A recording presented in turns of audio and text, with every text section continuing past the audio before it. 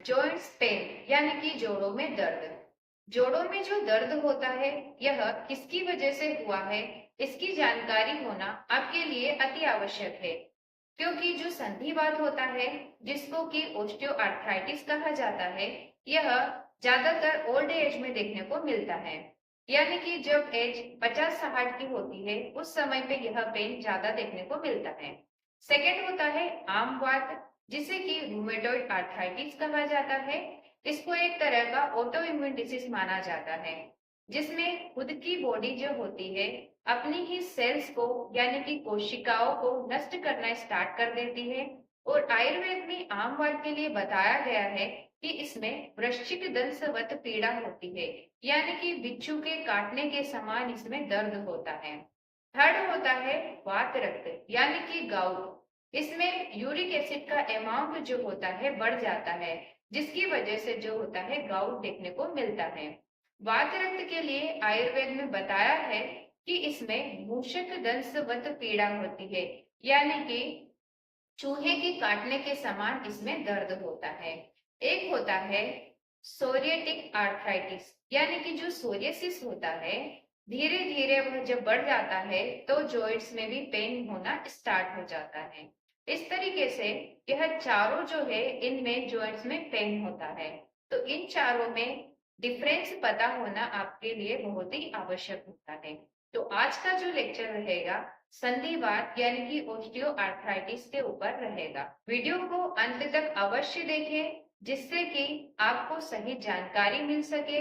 अगर आप घर पर भी अपना ट्रीटमेंट कर रहे हैं, कुछ उपाय कर रहे हैं, तो उसमें भी आपको हेल्प मिल सकेगी। और चैनल पर अगर नए हैं तो चैनल को भी सब्सक्राइब अवश्य करें।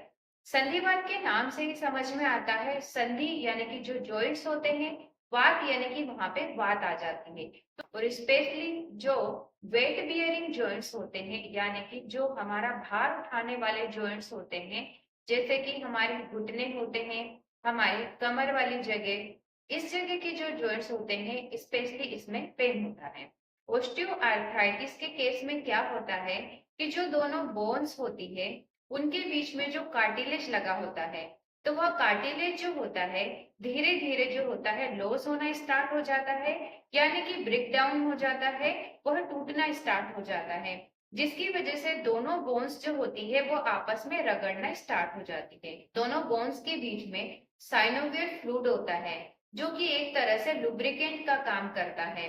परंतु यह भी धीरे धीरे जो होता है कम होना स्टार्ट हो जाता है, जिसकी वजह से वहां पे जकड़ाहट भी होती है, पेन भी होता है। ओस्टियोआर्थराइटिस का जो पेन होता है ज्यादातर इवनिंग में देखने को मिलता है। जब उसके शरीर में बहुत ज्यादा वात बढ़ना स्टार्ट हो जाती है, तब संधिवात का पेन ज्यादा देखने को मिलता है। ट्रीटमेंट, जो संधिवात होता है उसका हम ट्रीटमेंट क्या कर सकते हैं? नाम से ही समझ में आता है संधिवात, यानी कि वात बढ़ गई है, तो हमें क्या करना है, वात को कम करने वाले औषधियों का उपयोग करना है। हमें वैसा ही जो है आहार विहार करना चाहिए।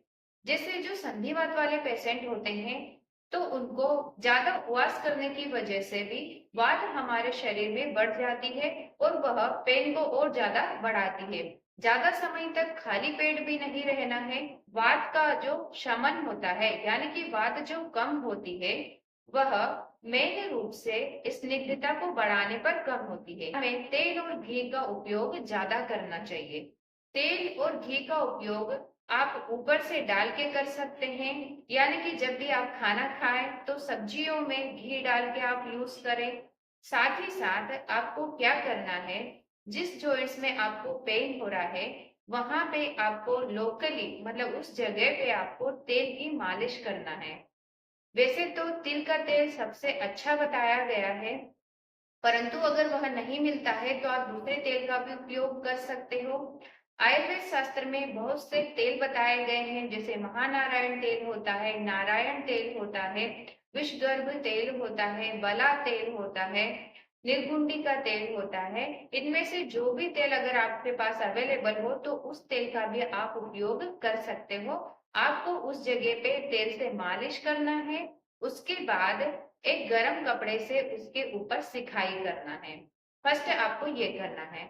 सेकेंड, जानुवस्ती का मतलब यह होता है कि जानू यानी कि जो आपका नी जॉइंट्स होता है उसको जानू कहा जाता है, और बस्ती एक इंटरनली बस्ती ली जाती है और एक बाहर से भी बस्ती आप ले सकते हैं।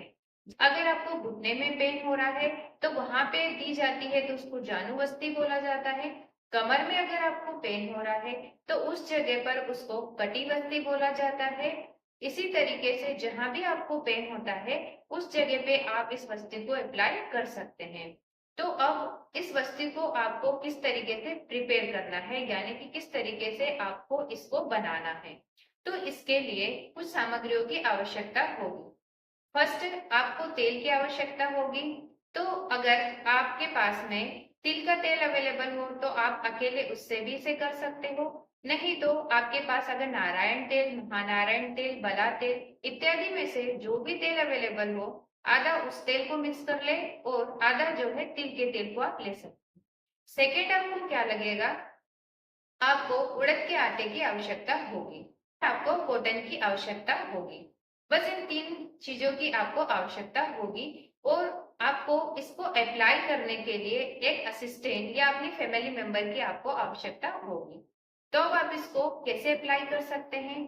फर्स्ट तो आपको क्या करना है कि जो उड़द का आटा है, उड़द के आटे को पानी के साथ मिक्स करके एक डो बना लेना है, जैसा कि हम आटे का डो बनाते हैं वैसा आपको उड़द के आटे का डो बना लेना है। उड़द के आटे में बहुत ज्यादा स्निग्धता होती है जो कि आपके लिए बहुत ही अच्छा रहेगा।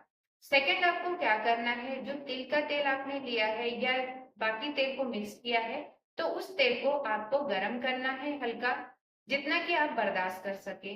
उसके पश्चात आपको क्या करना है, जो आटे का डो लगाया है उस डो को गोल गोल सर्कल में बना लेना है, एक रिंग जैसा बना लेना है। और उस रिंग को जहां पे भी आपको पेन हो रहा है, सपोज आपको नी जॉइंट्स में पेन हो रहा है यानी कि घुटने में दर्द हो रहा है, तो उस रिंग को वहां पे आपको अच्छे से चिपका देना है, लगा देना है। कहीं से भी वह खुला नहीं होना चाहिए, नहीं तो जब हम उसके अंदर तेल को भरेंगे तो वो तेल बाहर नहीं निकलना चाहिए। अच्छे से उसको चिपका के लगाना है, कहीं से भी वह ओपन नहीं होना चाहिए। फिर आपको क्या करना है, जो तेल आपने गरम किया है हल्का गुनगुना रहे, यानी कि जो पेशेंट है उसको सहन कर सके इतना गरम उसको रखना है। उसके पश्चात कॉटन को उस तेल में डुबोना है और उस तेल को जो है कॉटन की सहायता से निचोड़ना है आपके जो जानू वाला एरिया है, यानी कि नी जॉइंट्स के ऊपर जहां पे वो बाउंड्री बनाई है उसके अंदर की साइड में। आपको धीरे धीरे करके ये प्रोसेस करते जाना है, और जो उड़द के आटे की बाउंड्री रहेगी उस बाउंड्री तक आपको इसको फिल कर देना है अच्छे से। यह देखे कि कहीं से तेल जो है वो लीकेज तो नहीं हो रहा है, यह ध्यान रखें आप। अगर तेल जो है ज्यादा ठंडा हो जाए तो उस तेल को आप फिर से निकाल सकते हैं और फिर से उसको गर्म करके फिर से जो है आपको उस जगह पे अप्लाई करना है, और कॉटन से ही जो है उसको निचोड़ निचोड़ के बाहर वापस से निकालना है। इस तरीके से आपको 25 से 30 मिनट तक यह प्रोसेस करना है, यानी कि वहां पे तेल जो है भरा होना चाहिए आपका। 25 से 30 मिनट तक ये सिकाई होनी चाहिए। इस तरीके से जो सिकाई है अगर आप करते हैं 3 सप्ताह तक करते हैं तो आपको बहुत ही बेनिफिट देखने को मिलेगा। नहीं तो आपको कम से कम 7 दिन तक यानी 1 सप्ताह तक तो ये प्रोसेस करना है, जिससे आपको इसका रिजल्ट देखने को मिलेगा। यह आपको बहुत ही ज्यादा पेन को रिलीफ करने में मदद करेगा। जो ऑस्टियोआर्थराइटिस होगा यानी कि संधिवात जो होता है उसमें तेल की मालिश करने पर या तेल को इस तरीके से बस्ती देने पर जो है पेन जो होता है सबसाइड होता है यानी कम होता है। यही प्रोसेस अगर आप आम वात का पेशेंट है और अगर ये कर देते हो तो उसको पेन जो होता है एग्रीवेट हो जाता है यानी कि बढ़ जाता है। इसलिए आपको पहले ये पता होना चाहिए कि आपको जॉइंट्स में पेन जो हो रहा है वह संधिवात का पेन है या आम वात का है। अगर वीडियो आपको अच्छा लगे तो प्लीज इस वीडियो को लाइक करें, शेयर करें और मेरे चैनल को सब्सक्राइब करें। धन्यवाद।